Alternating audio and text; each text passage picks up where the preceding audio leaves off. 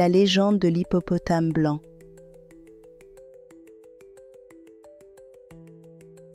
Écoutez, âme tranquille.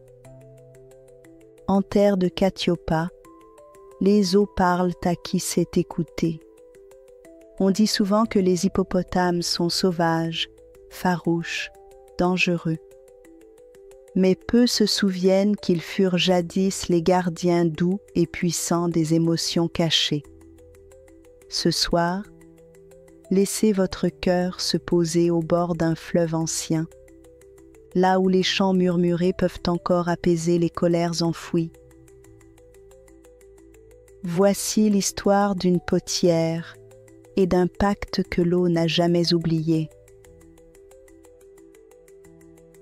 On raconte, dans certaines régions reculées de Katiopa, que les hippopotames sont les gardiens anciens de l'eau vivante, que sous leur calme apparent se cachent des cœurs profonds, doux comme les rivières paisibles au matin, et que leur courroux n'est jamais le fruit du hasard, mais le reflet exact des émotions humaines. Car en terre de Katiopa, l'eau a mémoire. Elle retient les mots, les gestes, les pensées. Elle absorbe la joie comme la colère, la gratitude comme le mépris. Et quand l'eau est souillée par ce qu'on y projette, elle devient le miroir d'un monde en déséquilibre. Au bord d'un large fleuve vivait jadis un village prospère dont les berges résonnaient autrefois de rires et de chants partagés. Mais avec le temps, les cœurs s'étaient refermés. L'avidité, l'orgueil, la vanité avaient trouvé racine dans les âmes. Peu à peu, l'amour avait déserté les maisons, et les eaux du fleuve, nourries de ces émotions sombres, s'étaient troublées. Les anciens murmurèrent que les hippopotames étaient devenus plus féroces, que l'eau ne chantait plus comme avant. Mais nul ne les écoutait vraiment. Le village continuait sa route, riche et froid. C'est dans ce décor silencieusement blessé qu'un jour, un voyageur étranger, venu d'une autre région de Katiopa, posa ses pas au bord du fleuve et, sans le savoir, raviva une légende que l'on croyait endormie. Le village au bord du fleuve portait en apparence la trace de l'abondance. Les toits étaient solides, les marchés bien fournis, les parures brillantes sous le soleil. Les visiteurs, en arrivant, voyaient d'abord la beauté polie des lieux, mais peu devinaient que le cœur battant du village était devenu sourd. Ici, la générosité n'était plus un geste du cœur, mais une démonstration. On offrait pour être vu, on souriait pour être admiré, et les palabres n'étaient plus des lieux de vérité, mais des vitrines d'orgueil. Chaque regard était une mesure, chaque parole un calcul. Les anciens étaient écoutés pour les apparences, mais leurs mots glissaient sans écho. Les enfants, eux, jouaient moins, riaient moins, parlaient souvent dans des silences tranchants. Et l'eau qui s'écoulait autrefois claire et légère, portait désormais un goût amer, un courant lent et pesant. Les femmes qui la puisaient parlaient d'une chaleur étrange, d'un poids dans les bras, comme si le fleuve lui-même était fatigué de porter les émotions des hommes. Mais on s'habituait, car on s'habitue même à ce qui assombrit quand on a oublié la clarté d'avant. Les hippopotames, eux, n'approchaient plus les rives, ou bien, quand ils le faisaient, c'était avec une fureur sourde, comme si leur corps massif contenait toute la colère retenue de l'eau. Les habitants les traitaient de bêtes sauvages. Ils ne comprenaient pas qu'ils ne voyaient là que leur propre reflet. Un étranger arriva un matin, vêtu simplement, le pas tranquille, le regard vaste. On ne savait d'où il venait, seulement qu'il descendait de l'est de Katiopa, là où les rivières sont encore claires et les palabres baignées de silence sincère. Il ne parlait pas beaucoup, mais quand il le faisait, ses mots semblaient apaiser l'air autour de lui. Les enfants se calmaient sans qu'on le leur demande. Les vieillards levaient les yeux avec curiosité. Même les chiens du village s'arrêtaient à ses côtés, sans raison apparente. Le chef du village, flatté d'accueillir un étranger à l'aura paisible, organisa un festin, une grande réception, des tambours et des plats en abondance. Il voulait impressionner. L'étranger remercia, s'inclina, partagea le repas avec gratitude, mais ne semblait pas ébloui. Il mangeait lentement, écoutait beaucoup, parlait peu. Ce fut cela, justement, qui troubla le chef. Car il y avait dans le silence de cet homme quelque chose d'inconfortable. Non pas une critique, mais une lumière douce qui révélait sans juger. Un jour, au détour d'une promenade le long du fleuve, le chef croisa l'étranger assis sous un arbre, regardant les eaux troubles. Il tenta d'entamer une conversation, se vanta des festivités, parla de la générosité du village, mais quelque chose dans son ton trahissait une pointe de jalousie, comme si l'indifférence sereine de l'étranger le blessait plus que des reproches. Le chef s'attendait à des éloges. Il n'eut qu'un sourire calme et une phrase tranquille. La beauté n'est pas toujours là où les yeux regardent d'abord. Depuis ce jour, les villageois commencèrent à observer l'étranger autrement, intrigués, bousculés parfois, sans savoir pourquoi. Et c'est lorsqu'une palabre grave éclata dans le village que l'on vint le chercher. Un matin, le village s'éveilla sous un ciel sans lumière. Une palabre avait éclaté, plus grave que les précédentes. Des terres contestées, des promesses non tenues, des mots lancés comme des couteaux. Les esprits s'échauffaient, les voix montaient, les rancœurs flottaient dans l'air comme une brume lourde. Face au tumulte, le chef, à court de réponse, fit appeler l'étranger. « Toi qui sembles porter la paix, dis-nous comment retrouver la nôtre. » Mais l'étranger, debout au milieu de la foule, secoua doucement la tête. « Je n'ai pas les mots qu'il vous faut. Vos mots ne se soignent pas par discours. » Alors, dans le silence qui suivit, il ajouta calmement: « Allez vous baigner dans la rivière. Laissez l'eau vous parler là où les palabres échouent. » Le chef, pris entre l'espoir et la gêne, n'osa refuser. Il choisit quelques nobles du village, les plus proches, les plus respectés, et leur ordonna d'entrer dans l'eau. Tous savaient que la rivière était trouble et que les hippopotames rôdaient, qu'on disait plus hargneux que jamais. Mais la fierté l'emporta. Ils marchèrent vers la berge. À peine avaient-ils effleuré l'eau de leurs pieds que les flots frémirent violemment. Des éclats sombres surgirent dans les remous.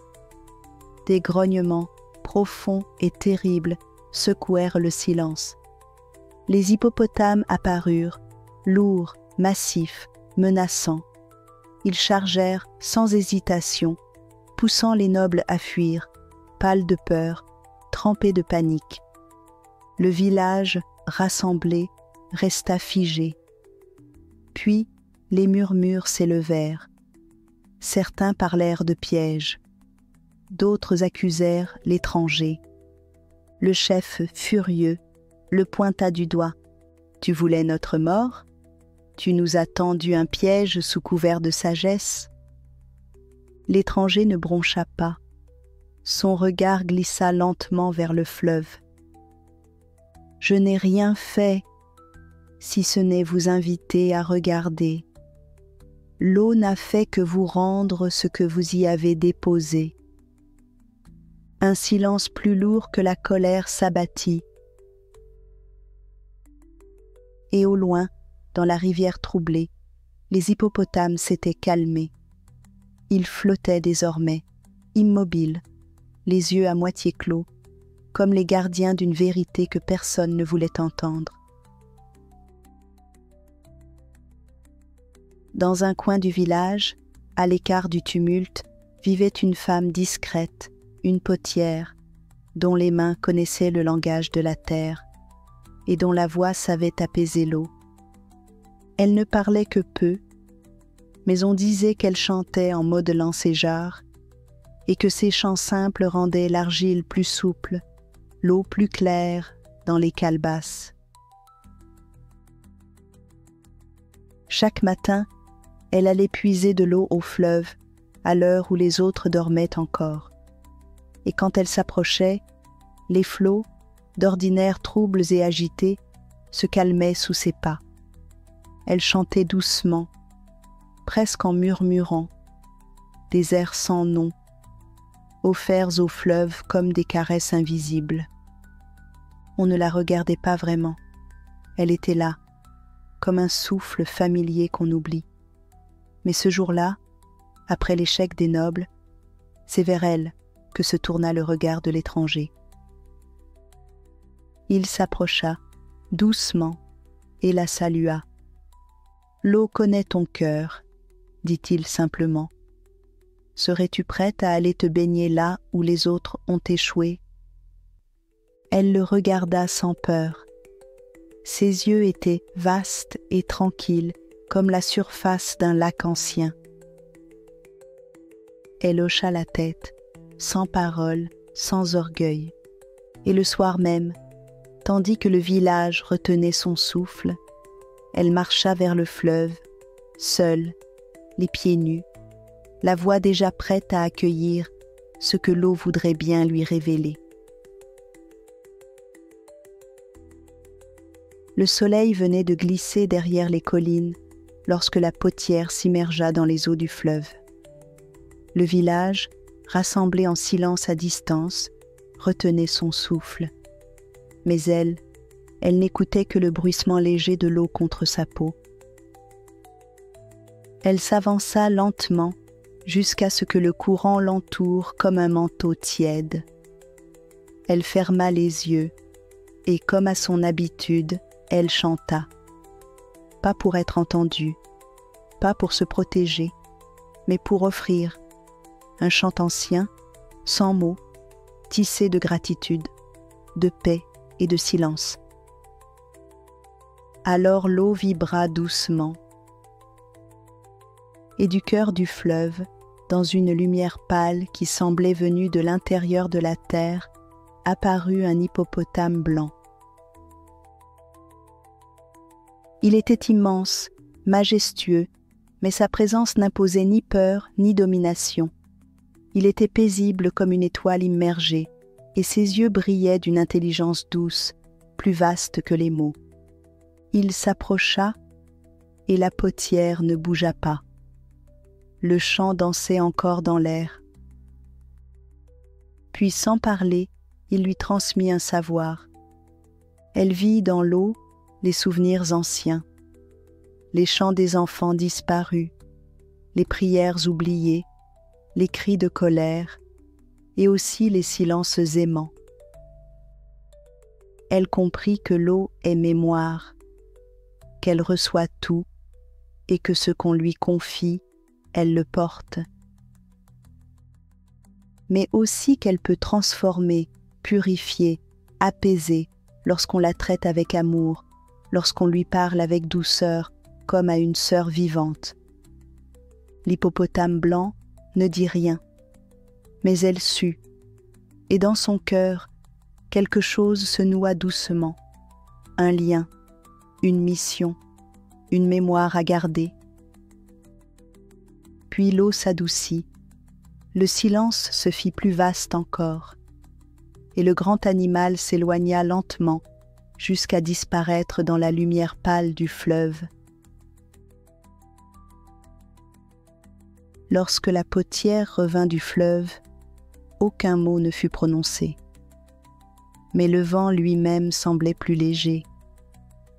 Elle s'agenouilla près du bord, remplit une jarre claire et la versa lentement au pied du grand baobab du village, comme une offrande silencieuse.